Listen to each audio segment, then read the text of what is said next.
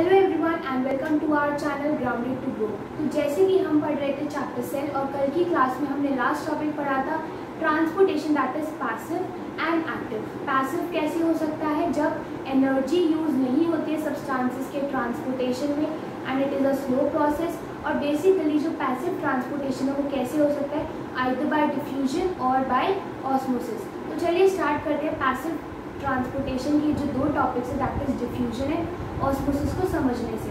सबसे पहले हम समझते हैं डिफ्यूजन। बेसिकली डिफ्यूजन हमने केमिस्ट्री में भी पढ़ा था कि जब सब्सटेंसेस जो है वो यूनिफॉर्मली मिक्स हो जाते हैं, दैट इज कॉल्ड डिफ्यूजन। तो वैसे ही कुछ होता है यहाँ पे जो सेल मेम्ब्रेन होती है। बेसिकली अगर सपोजिंगली ये सेल है, राइट,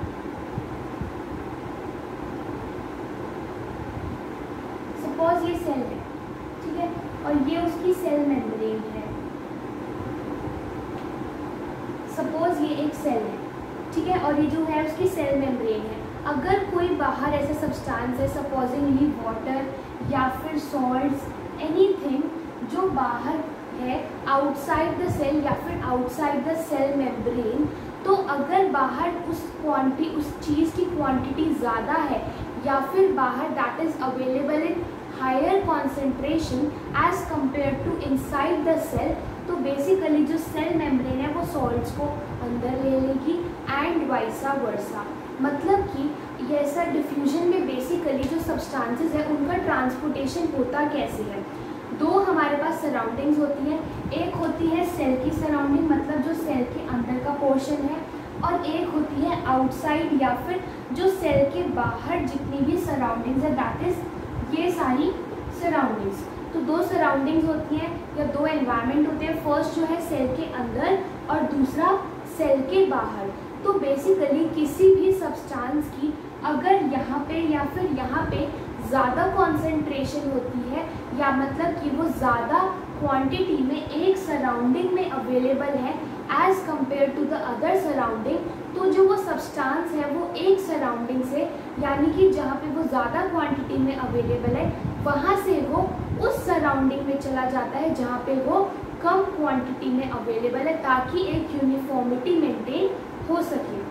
मतलब कि अगर सपोजिंगली ये हमारा सेल है, राइट, ये हमारा सेल है, इसके एक ये एनवायरनमेंट हो गया, दैट इज, चलो इसको मैंने नाम दे दिया 1। जो सेल के अंदर का सराउंडिंग है या जो सेल का इनर पार्ट है उसको मैंने 1 नाम दिया, और जो बाहर है that is outside the cell, जितनी भी सराउंडिंग्स है उसको मैंने 2 नाम दे दिया, ठीक है। अब मैं सपोज करती हूँ कि बेसिकली सेकेंड जो सराउंडिंग है उसमें मेरा कोई सब्सटेंस ज़्यादा है, लाइक सपोजिंगली सॉल्ट ज़्यादा है मेरे को, राइट, या फिर कोई हार्मोन ज़्यादा है या फिर कोई फूड स्टफ जो है वो ज़्यादा या फिर हाई क्वांटिटी या हाई कॉन्सेंट्रेशन में अवेलेबल है बाहर की सराउंडिंग्स में, that is second, as compare to cell की जो इनर सराउंडिंग है, दैट इज फर्स्ट। मतलब कि अगर कोई सराउंडिंग अगर जो दोनों सराउंडिंग्स हैं उनमें से किसी भी एक सराउंडिंग में कोई सब्सटेंस ज़्यादा क्वांटिटी में या ज़्यादा कॉन्सेंट्रेशन में अवेलेबल होता है, तो वो जो सब्सटेंस है वो हायर कॉन्सेंट्रेशन वाली सराउंडिंग से मूव होकर उस वाली सराउंडिंग में चला जाता है जहाँ पे वो लोअर कॉन्सेंट्रेशन में अवेलेबल है, ताकि जो दोनों सराउंडिंग्स हैं उनमें उस चीज़ की जो क्वांटिटी है या जो कॉन्सेंट्रेशन है वो यूनिफॉर्म हो जाए, राइट। तो मैंने एग्जांपल लिया कि बेसिकली जो बाहर की सराउंडिंग है that is outside the cell, उसमें सॉल्ट, हार्मोन या फूड स्टफ में से कोई भी चीज़ जो है सब्सटेंस ज़्यादा क्वालिटी या फिर ज़्यादा कॉन्सेंट्रेशन में है एज़ कम्पेयर टू सेल के अंदर। मतलब सेल के अंदर भी सॉल्ट्स हैं लेकिन सेल के अंदर सॉल्ट्स कम है as compare to the outer surrounding या फिर आउटसाइड ऑफ अ सेल। तो बेसिकली सेल मेम्ब्रेन क्या करेगी, जो बाहर सॉल्ट अवेलेबल है उनको सेल के अंदर मूव करने देगी, ताकि जो बाहर की सराउंडिंग है एंड जो सेल के अंदर की सराउंडिंग है दोनों में सॉल्ट की कॉन्सेंट्रेशन यूनिफॉर्म हो जाए। तो ये तो हमने पढ़ा कि जब बाहर कॉन्सेंट्रेशन ज़्यादा है, एक्चुअल में इसका रिवर्स भी पॉसिबल है। मतलब कि जब सेल के अंदर ज़्यादा कॉन्सेंट्रेशन अवेलेबल है as compare to the outer surroundings. अब इसके लिए मैं एक एग्जांपल लेती हूँ CO2 का, राइट। ये मैंने एग्जांपल लिया CO2 का, दैट इज कार्बन डाइऑक्साइड। मतलब कि सेल के अंदर जो है कार्बन डाइऑक्साइड वो ज़्यादा मात्रा में या हायर कॉन्सेंट्रेशन में अवेलेबल है as compare to the outside of the cell. तो बेसिकली जो सेल मेम्ब्रेन है वो क्या करेगी, डिफ्यूजन की प्रोसेस की मदद से CO2 को आउटसाइड जो यानी कि सेल की जो सराउंडिंग्स है, सेल के जो आउटसाइड है उसमें रिलीज कर देगी, ताकि जो सेल का इनर पार्ट है और जो सेल के बाहर जो सराउंडिंग है दोनों में CO2 का जो कॉन्सेंट्रेशन है वो यूनिफॉर्म हो जाए। तो डिफ्यूजन बेसिकली क्या है, diffusion is a process in which a substance moves from a higher concentration surrounding to a lower concentration surrounding to maintain uniformity। अब बेसिकली डिफ्यूजन किन किन टाइप्स के सब्सटेंसेस में हो सकता है।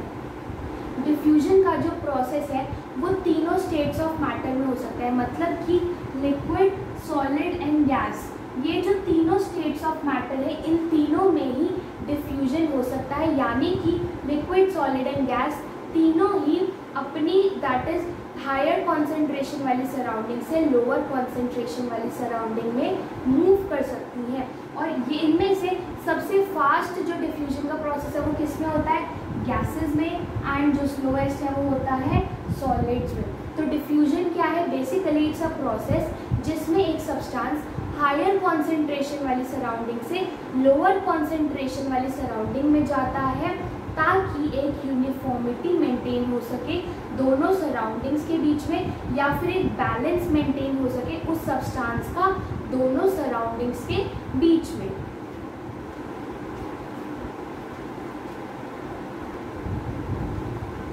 नाउ द नेक्स्ट प्रोसेस जिसके थ्रू पैसिव ट्रांसपोर्टेशन होता है सेल्स में, that is osmosis.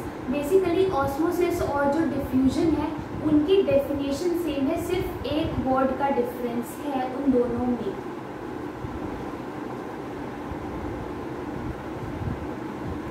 That is कि बेसिकली जो डिफ्यूजन है वो किस में होता है, तीनों स्टेट्स ऑफ मैटर में, यानी कि लिक्विड, सॉलिड या गैस, तीनों जो स्टेट्स ऑफ मैटर है उनमें डिफ्यूजन पॉसिबल है।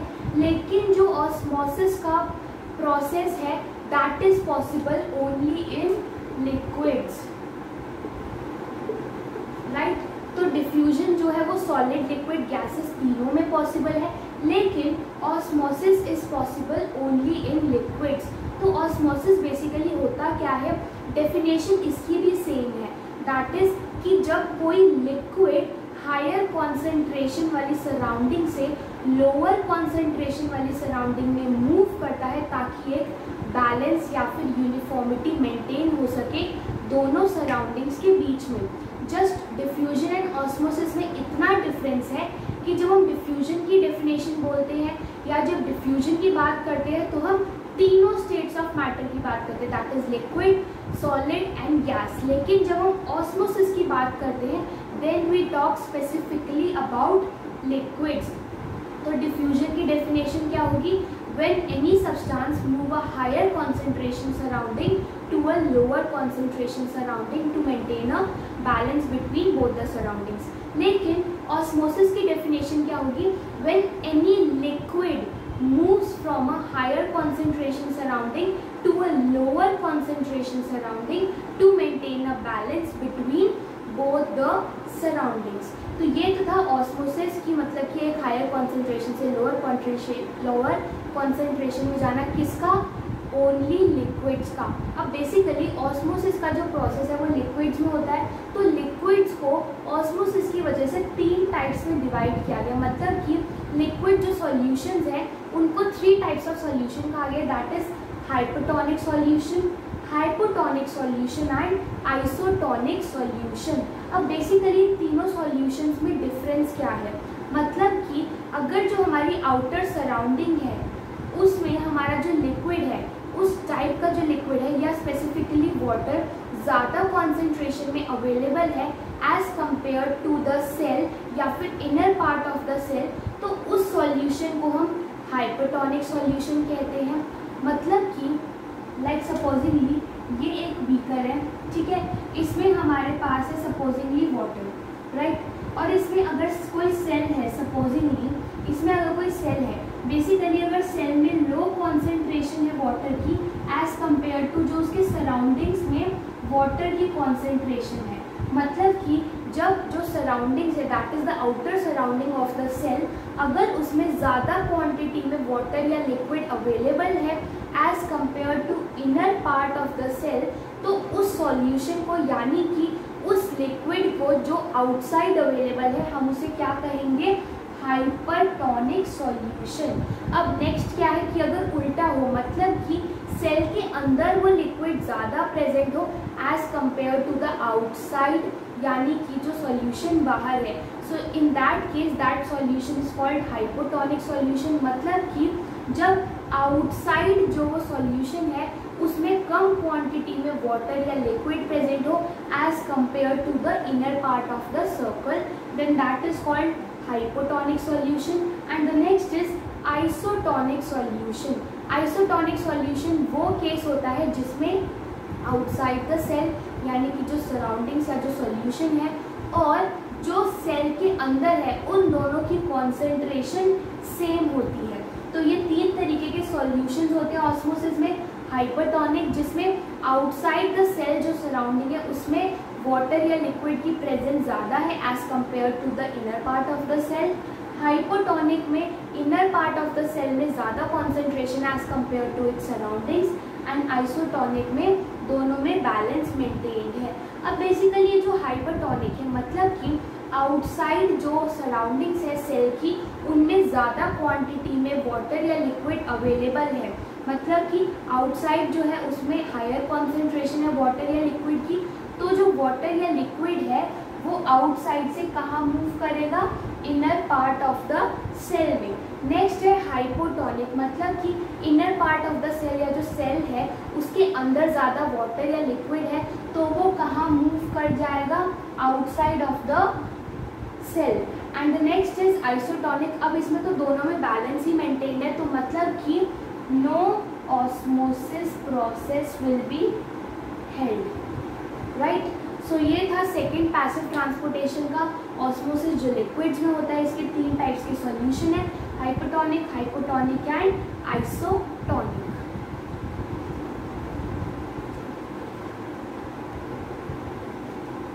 Now the next is an activity which has been given to us. Basically हम इसमें ऑस्मोसिस के प्रोसेस को ऑब्जर्व करेंगे विद एन एग।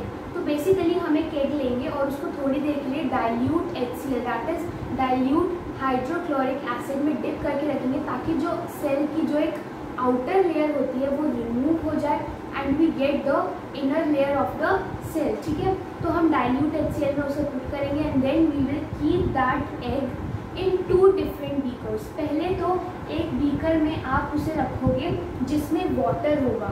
जब आप इसे इसमें प्लेस करके रखोगे थोड़ी देर के लिए तो आप देखोगे कि ये जो एग है इट स्वेल्स अप, मतलब कि ये जो नॉर्मल एग था जब आपने इसे वाटर में रखा so that egg swells up. अब बेसिकली एग जो है वो सेल है तो मतलब कि सेल जो है वो स्वेल हो गया है, मतलब कि सेल के अंदर ज़्यादा पानी चला गया।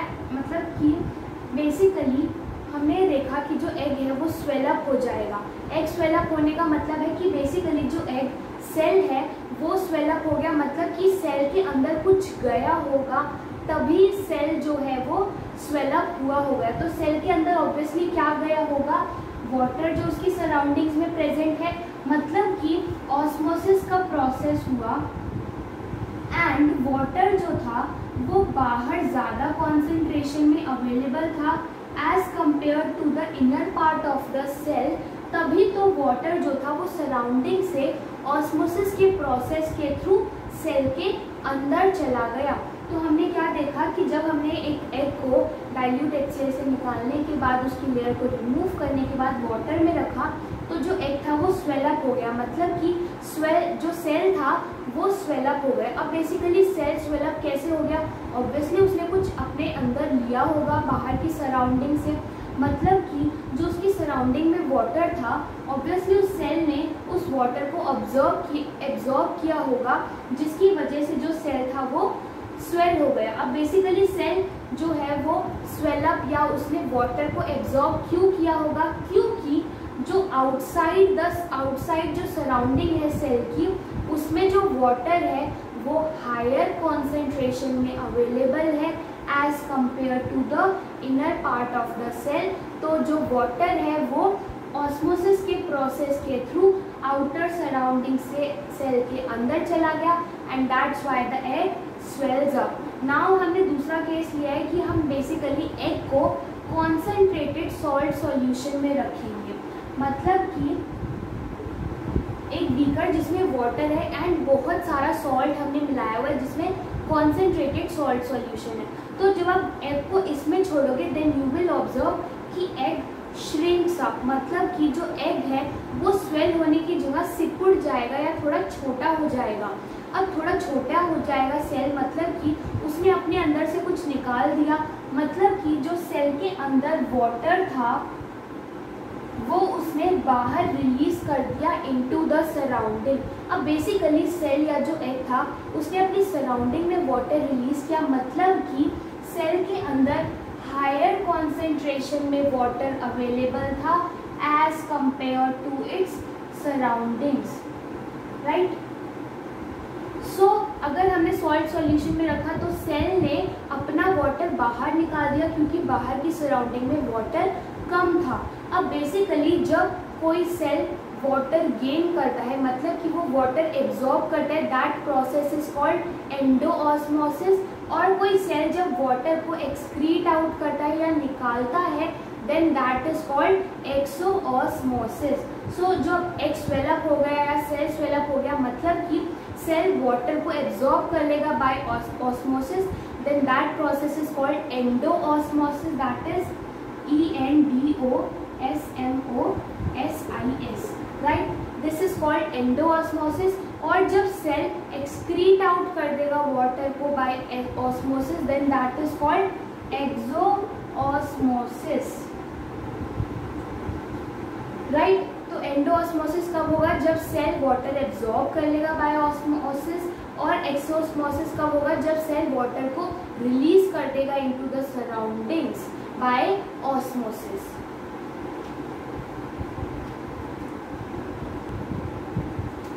तो अभी जो हमने एक्सपेरिमेंट किया था ऑस्मोसिस का एग पे, वैसे ही एक और एक्सपेरिमेंट हमें बुक में दिया गया है। बेसिकली उस एक्सपेरिमेंट में हमने एप्रिकॉट्स एंड रेजिन्स लिए, right. Apricots and resins basically dry fruits होते हैं, उनको हमने लिया है एक बीकर में। सबसे पहले बेसिकली ये जो दोनों ड्राई फ्रूट्स होते हैं ये श्रिंक्ड होते हैं, मतलब कि सूखे सूखे से होते हैं, राइट। आपने कभी ऑब्जर्व किया होगा तो आप क्या करना, पहले एक बीकर लेना, उसमें वाटर डालना, नॉर्मल वाटर, और उसमें इन दोनों को आप रख देना, मतलब कि एप्रिकॉट्स एंड जो रेजिन्स हैं उनको थोड़ी देर के लिए छोड़ दोगे तो आप ऑब्जर्व करोगे कि ये जो एप्रिकॉट्स एंड रेजिन्स है दे स्वेल अप,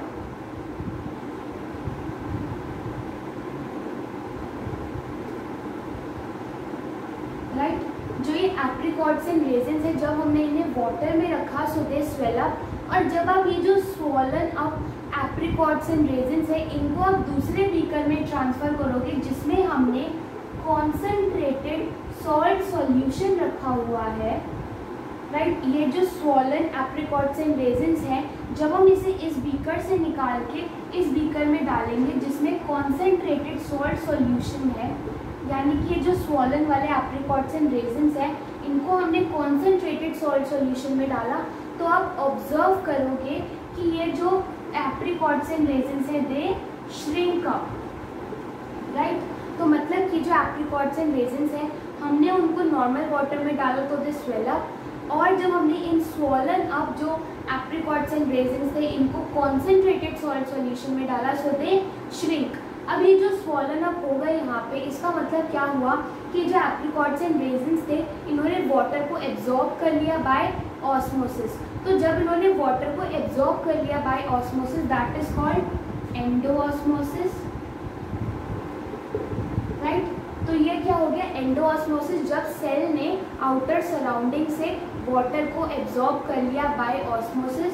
और ये कब हुआ कि आउटसाइड जो सराउंडिंग्स थी उसमें वाटर या लिक्विड हायर कॉन्सेंट्रेशन में अवेलेबल था as compare to the cell, तो तब हुआ एंडोऑस्मोसिस। और दूसरे केस में जब सेल के अंदर ज़्यादा कॉन्सेंट्रेशन में वाटर था as compare to the surroundings, तो उस टाइम पे सेल ने जो वाटर था उसे रिलीज कर दिया into the surroundings and that is called exosmosis, right. तो ये था एंडोऑस्मोसिस, जब सेल्स या जो एप्रिकॉट्स एंड रेजिन्स या फिर जो एग थे उन्होंने वाटर को एब्जॉर्ब कर लिया, और जब उन्होंने वाटर को रिलीज किया देन दैट इज कॉल्ड एक्सोऑस्मोसिस। तो आज की क्लास में हमने क्या पढ़ा, पैसिव ट्रांसपोर्टेशन कैसे होता है डिफ्यूजन और ऑस्मोसिस से। डिफ्यूजन क्या होता है और ऑस्मोसिस क्या होता है, हायर कॉन्सेंट्रेशन से लोअर कॉन्सेंट्रेशन में जाना। डिफ्यूजन किस में हो सकता है, लिक्विड सॉलिड गैस में, लेकिन ऑस्मोसिस किस में होता है, सिर्फ लिक्विड्स में। ऑस्मोसिस के 3 टाइप्स के सॉल्यूशन होते हैं, हाइपरटोनिक, हाइपोटोनिक एंड आइसोटोनिक। फिर हमने पढ़ा एंडोऑस्मोसिस और एक्सोऑस्मोसिस के बारे में, और साथ ही 2 experiments that is with an egg and with apricots and raisins. तो आज की क्लास हम यही खत्म करते हैं। Do like our videos and subscribe to our channel Grounded to Grow for more related videos. Thank you.